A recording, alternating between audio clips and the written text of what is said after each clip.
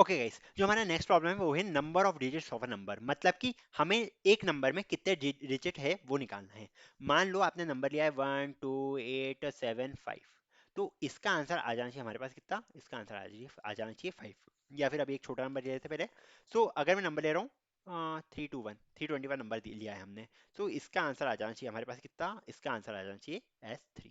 तो हमें नंबर का काउंट बताना है। यार ये कैसे होगा? हम क्या कर सकते हैं, हम एक फंक्शन बना सकते हैं। एक फंक्शन बना सकते हैं, क्या फंक्शन रहेगा ये फंक्शन रहेगा जिसमें हम नंबर दे रहे हैं। ओके, जिसमें हम बेसिकली दे रहे हैं एक नंबर। अब ये जो फंक्शन है ये एक और चीज कंसिस्ट करेगा, मतलब इस फंक्शन के अंदर हम डाल देंगे दैट काउंट जो है हमारे पास, काउंट जो है वो हो गया हमारे पास कितना, equal to zero. Count starting में इक्वल टू जीरो हो जाएगा।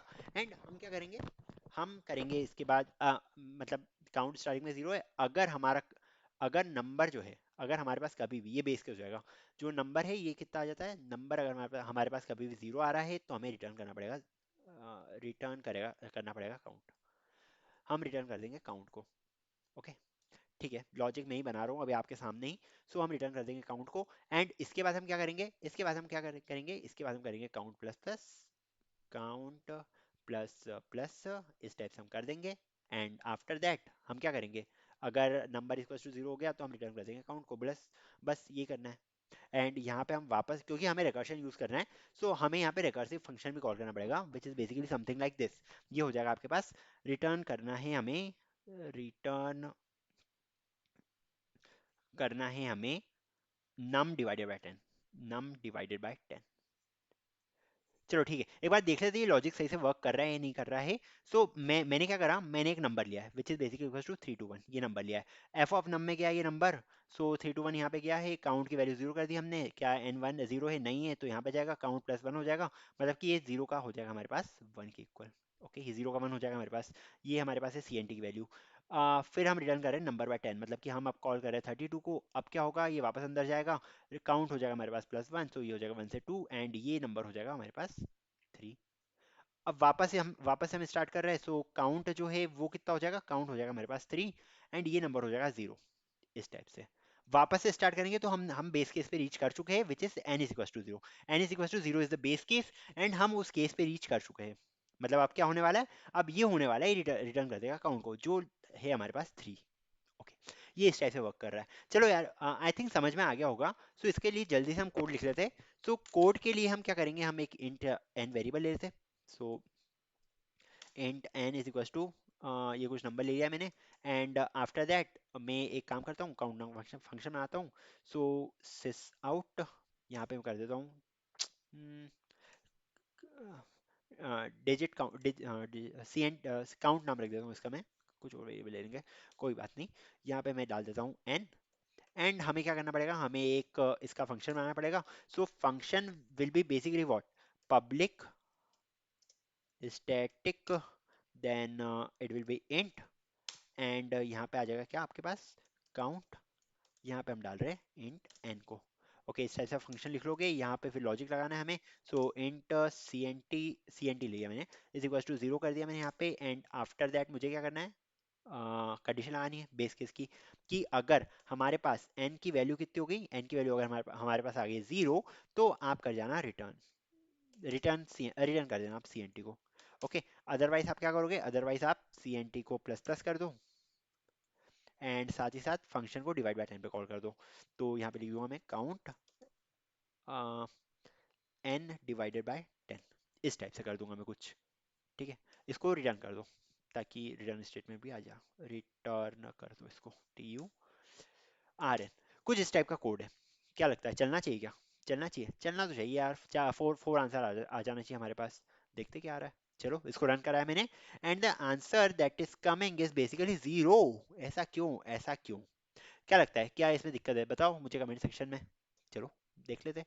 सो ड्राई रन अगर मैं इसका करूं, तो ड्राई रन में हो क्या रहा है, देखो हो ये रहा है कि हमने नंबर कॉल करा है क्या, 6757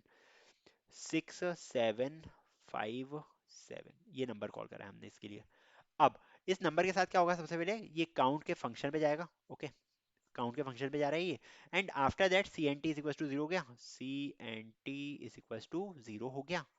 एन की वैल्यू हमने ले ली है जीरो, अगर एन की वैल्यू जीरो है नहीं है तो हम आगे बढ़ेंगे, काउंट की वैल्यू कर देंगे हम वन, एंड इसके बाद हम कॉल करेंगे किसको, कॉल करेंगे हम एन बाई टेन को, मतलब कि 675 को हमने फंक्शन में कॉल करा।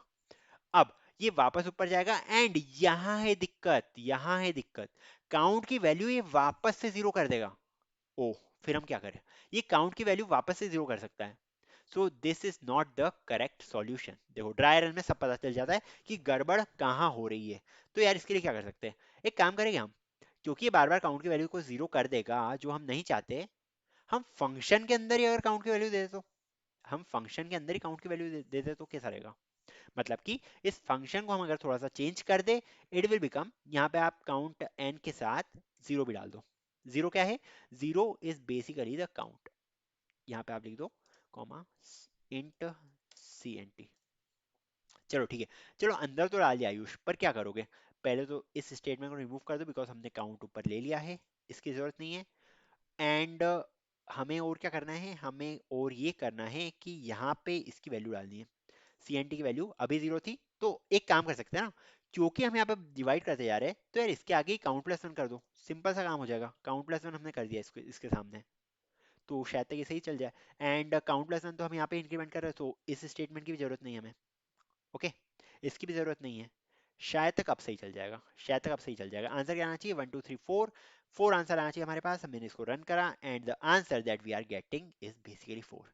ड्राई रन दिखाऊंगा इसका एक बार, चलो ठीक है ड्राई रन देख लो, कोई ज़्यादा बड़ी बात नहीं है। सो हम क्या कर रहे हैं, हम प्रिंट करना चाह रहे हैं काउंट ऑफ एन कॉमा, तो ये हो जाएगा हमारे पास काउंट ऑफ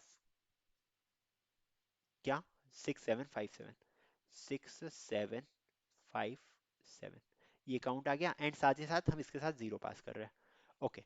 अब ये क्या करेगा, ये यहाँ पे है, ये वापस रिटर्न करेगा, किसको रिटर्न करेगा, डिवाइड बाय टेन को, मतलब कि ये रिटर्न करने वाला है हमें काउंट ऑफ